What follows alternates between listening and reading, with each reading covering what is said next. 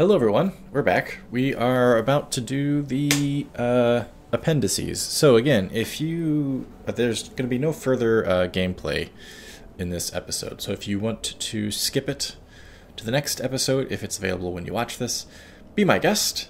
Otherwise, if you want to get really nerdy with me on the lore, hang out here, because we're going to do that. So there's just one more that we don't have, huh? It's kind of cool that it does like a weird spiral effect when you zoom around like that. And this is the artifacts, which we have 39 of 42. This is nature. Which ones are new? Hellhawk. Is that? What's new? What's not new? I guess when they're flashing, they're new, huh? So Hellhawk was new. Mordor's skies have seen their share of sparrows, finches, eagles, falcons, and crows, but the Hellhawk is a relative newcomer. They are smaller cousins to the winged fell beasts in the areas of Monolith. These carnivorous reptilian creatures fly on leathery wings and use their elongated necks to clear the skies of other flying creatures. And as the Uruks are being bred to ensure dominion over Mordor's land, so are the Hellhawks being created to ensure the Dark Lord's will is exerted over the skies. The Hellhawks patrol the air day and night, guarding against spies, keeping watch against invasion, and seeking out their master's enemies. Like Caragors, Graugs,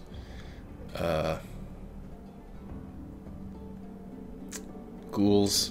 That's a total creation of the game creators. Dire Caragor. The Caragor, Sindarin for Row of Teeth and Bringer of Fear, is the ultimate predator within Mordor, having driven every rival species from wargs to lions into extinction within their territory. That's interesting. They never mention lions in Lord of the Rings that I'm aware of. Like the lion, this enormous hunter lords over Mordor, striking terror into even the Graugs and great beasts of the Lilthid Plains. Since the return of the Dark Lord Sauron to Mordor, even more powerful and savage examples of Caragors have appeared. These dire Caragors can be recognized by their pale color and superior cunning. Many Uruk beastmasters who gain status by hunting and exterminating wild Caragors have ended their days in the jaws of these fearsome creatures. Tougher variety. We read about Morgul bats. What's the great beast? Holy crap. The hell?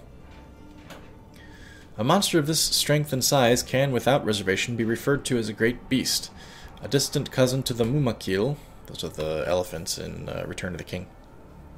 These enormous quadrupeds can grow to 35 feet tall and make unrivaled beasts of burden for the Dark Lord's armies.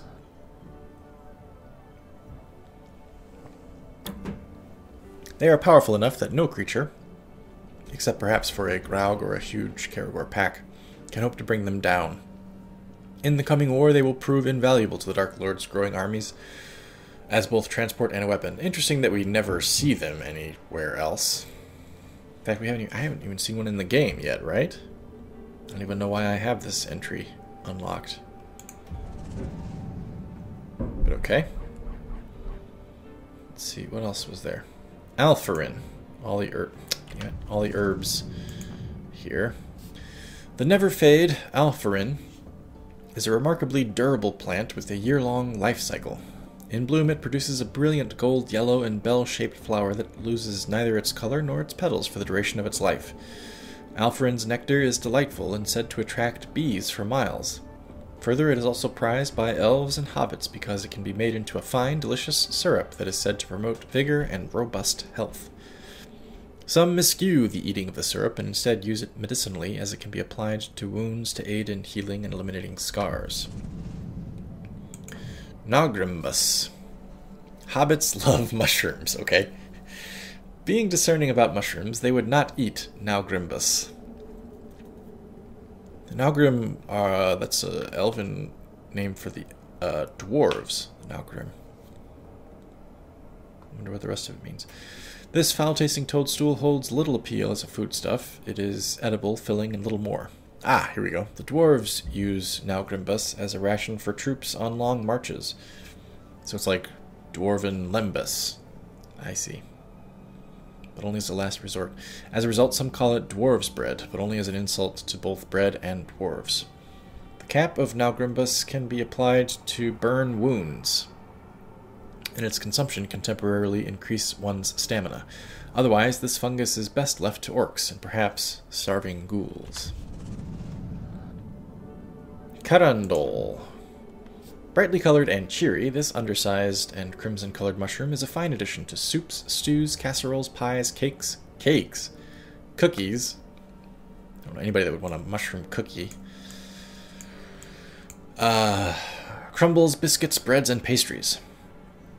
It functions perfectly well as a meal on its own, as a flavor additive, or as a dye for both food and clothing. Carandol works well in medicinal applications, with its peculiar specialty being it serves to bolster a particular mixture or application's effect on an individual. This mushroom can also often be found growing in the damp soil of Mordor and Mirkwood, taking refuge at the foot of the trees there. Orcamarth. This sickly green fungus stinks of rotting meat and is the one vegetarian staple of the Uruk diet. It's eaten raw by the Uruks, who swear by it as a means to increase bloodlust and maintain a killing frenzy. Harvested when it is at its most putrid, Orcamarth is also one of the primary ingredients in both the horrid-tasting Orc Draught and Orc Grog. Morgai flies can often be seen hovering near these plants. They are, one supposes, the primary means by which this plant is pollinated. Other animals and races give the Orcamarth a wide berth. Athalas we've read about. Hithless we've read about. Not discovered, not discovered, not discovered. Okay. People. Talion, Hiragon, Aaron, Irith, Dirtile, Rangers, Wraiths, Uruks, Gollum, Ratbag, Uruk Captains, Uruk War Chiefs. Uruk War Chiefs are the elite. They kill their way to the top and defend their position with absolute ferocity. They gather a squad of bodyguards to serve under them and protect them from the constant threats to their authority and their lives. These bodyguards are loyal as long as they fear their master and will defend him, but the war chief is always on guard against the knife in the back. As such, war chiefs generally avoid being seen and only emerge after being drawn out into combat by a powerful foe. To refuse combat from such a foe would be a sign of weakness and spell doom for a war chief. Sawbones. As with elves, Uruks excel at war, do not seem to age or sicken, and rarely die naturally. But when they do need healing, they call for the Sawbones. These Uruks are imbued with a basic knowledge of herb lore and anatomy, allowing them to perform rudimentary medical treatment, which generally involves some form of amputation. Given their propensity for hacking meat, they often moonlight as cooks and brew the putrid and flammable orc grog that keeps the Uruk army on its feet. Of course, like all things orc, it's grotesque. Torvin. The dwarf hunter Torvin enjoys stretching a tail to its breaking point and hunting. He and his brother Gorvin and Torvin, okay, that sounds dwarvish enough, left their home in the Orokarni, must be the mountains around Mount Doom, I think? Orodruin is Mount Doom. Orokarni. I don't know. I've never heard of Orokarni before. To stalk Middle-earth's greatest prey. The trophies back up some, but not all, of Torvin's magnificent stories. He's often spoken with reverence of an epic brawl with the Mumakil, and the many Ungol that have died by his battle-worn hands. Now Torvin has come to Mordor alone, seeking to bring down the mythical Great White Graug. He's fated, however, to meet the Ranger, so he's Captain Ahab. I got it, okay. He will teach his new ally how to strike terror into the hearts of his enemies by mastering Nirn's deadly beasts.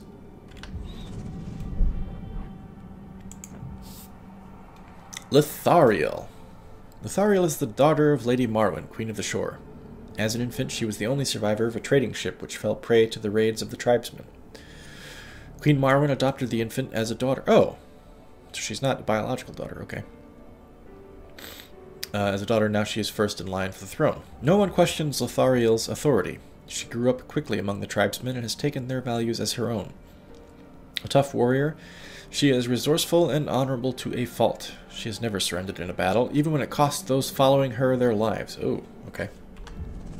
Of course, against the orcs, who would want to surrender, right? Outcasts of Udun, we've already read that. Tribesmen of Nirn, I bet you we haven't read that. The tribesmen are descended from corsairs who settled the Sea of Nirn following Gondor's retreat hundreds of years before. As time passed, they gave up raiding and settled down to fish the sea and farm the land. However, they never gave up their warrior traditions, and when the Uruks came, the people of Nirn were able to put up fierce resistance. Actually, I think I did read this before, because I think I remember commenting that it's interesting that they talk about the Corsairs settling the Sea of Nirn. I don't remember the Sea of Nirn being connected to the ocean. I thought it was just an inland sea that was isolated on the map. But that makes it sound like they sailed in from the ocean somewhere. Lady Marwen. Marwen, daughter of Adrahil, is the queen of the tribesmen of Nirnen. In her youth, she dreamed of restoring the Corsair traditions of her people. Leading raiding parties as far south as Harad, she was a fierce warrior, and her crew regarded her with awe. After she adopted the infant Lothariel, she settled down to lead her people wisely. Recently, she became haunted by nightmares of the Tower of Sauron, torturing her people. Seeking counsel, she turned increasingly to rituals and spent many hours in her room staring into the flames. In them, she heard a wise voice counseling her to seek out the Ringmaker. Only his power could save Nirn. That would have been Sauron, right? Oh, Sauron. This is new? Really?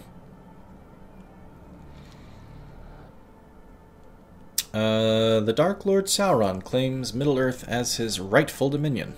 Only he has the power to bring order and halt the steady decline of this world since it was abandoned by the Valar. To preserve the world, he convinced the Elf Lord Celebrimbor to work with him on the Rings of Power before forging the One Ring as master of all the others. He was betrayed when Celebrimbor forged 3 elven rings in secret. In his rage, he dragged Celebrimbor back to Mordor to make him reveal the location of these 3 and to perfect the one, only to be betrayed again. Betray me once, shame on you. Betray me twice, shame on me. Recently, he has been defeated by the White Council in Dol Guldur and driven back to Mordor, but he is determined that this shall be his final defeat. From here in Mordor, he will reforge his strength to conquer Middle-earth, for there are none with the power to oppose him. They never really explain why sending him back to Mordor was actually a defeat. Dol Guldur is in Mirkwood, but it's not, like, indefensible. Mirkwood's a nasty place, but he's definitely better off being in Mordor. Mountains defending him on 3 of 4 sides. His great forge, Mount Doom, is here. His Tower of Barad-dûr is here. He's able to house entire armies here without them being visible to outsiders, whereas Dol Guldur, he would surely be discovered very easily if he was trying to mass armies near the borders of Mirkwood. So I don't know why they act like, oh, we defeated him and he escaped. Now he's in his backup plan of Mordor. It's like, nah, pretty sure Mordor was always the chief plan. Not discovered, not discovered. Okay, not discovered, not discovered. Lore. What's new in lore? Barad-dûr.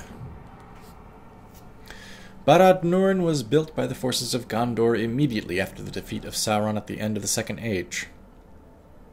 Its purpose was to watch over the Sea of Nirn and to deter invading fleets traveling up the Gurthront River from the south. Okay, there you have it. I guess there's a river connecting the Sea of Nirn to the, if not the Anduin, at least the bay or the ocean to the west.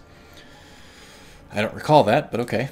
It was abandoned when the Great Plague of Third Age 1636 struck from the east, and the retreating soldiers carried the plague home with them to Osgiliath. The garrison never recovered, and the abandoned fort was occupied by the Corsairs of Umbar and renamed the Maw of Hope. It then became a base of operations for piracy and Corsair raids into Ithilien and Khand. Over time, the raiders settled down to fish and farm the fertile lands of Nirn, became the tribesmen. Nirn. To outsiders, Mordor is often perceived as a dead realm, but this is not the case. Its southern region, Nirn, is fertile enough to feed the Dark Lord's numberless hordes. Its soil had been enriched by ash from Orodruin's eruptions, and its grasslands are fed by water from the Sea of Nirnen. What?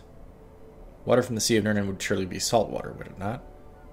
Maybe it's a freshwater sea. I don't know. Many of Mordor's beasts reside in Nirn, among them Graugs, Caragors, ghouls, hellhawks, and a host of other nameless horrors. The land was once the domain of tribesmen under the rule of Lady Marwen, Queen of the Shore. Now the Uruks rule, but the few remaining free tribesmen refuse to admit defeat and mount whatever small resistance they can against their oppressors.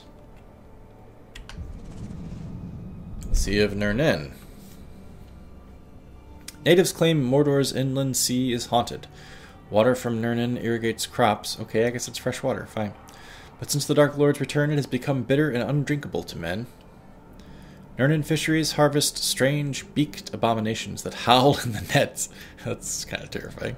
Sailors who worked the trade routes before the Uruks captured Nirn speak of a multi-tentacled horror powerful enough to capsize and destroy the great slave barges the Uruks used to transport their captives. Sounds like a bigger cousin to the Watcher in the Water outside the Holland Gate of Moria. On the banks of Nirnen, the fortress city of Thaurband operates as a city of slaves. Uruks process their captives there before shipping them to sites across Mordor and beyond. Nirnen Fishery. Ah! There it is. It looks a lot like the Watcher in the Water. The Uruks have seized the Nirnen Fishery, expanding it to better feed their massive armies. Although the Uruks do not yet understand the scope of their offense, the men of Nirn do. They speak of the Watcher, a demon of the sea, a furious spirit that will brook no intrusion into its waters, and will suffer no defilement of its home. In time, the Watcher will rise up in anger, churn the waters with massive tentacles, and lash out with a razor-toothed mouth at those who would defile the Sea of Nirnen. The fishery has been destroyed before. Interesting. I wonder if we will witness such a thing in this game. Fort Morn. Fort Morn is the hub of the main trading route of southern Mordor, connecting Thaurband in the west with Nargothrond to the north and the Eastern Guard along the Khand Road. It is a staging post for the slaves building Sauron's war machine, and also holds the food to feed Mordor's growing armies. Fine. That's everything there. 21 of 23. Oh. I don't think I realized that all these were here. These are just the artifacts, right? Yeah, okay. No, they're not the artifacts. Have I listened to these memories? Oh, it's the... Got it. It's the cinematics. Okay. I was thinking it was going to be like red text, like the artifacts. Tutorials. Okay. Wow. So that takes care of that. We've caught up. For some reason I thought there was more to read. One for visions. Oh, those visions. What's left unread here? Hang on a minute. They should all be read. Read them all. Read them all. Ah! There we go. It wouldn't let me... I couldn't stand seeing that thing blinking and beeping and blinking. Okay, we're back here on the tower. I'm going to end this episode here because this was just an appendix episode. But when we come back in the next episode, we will of course pursue. Let's see, we'll pursue these artifacts in a Thilden up here. We'll try to do the sword mission. We'll do that. And then maybe that. Stay tuned, everyone.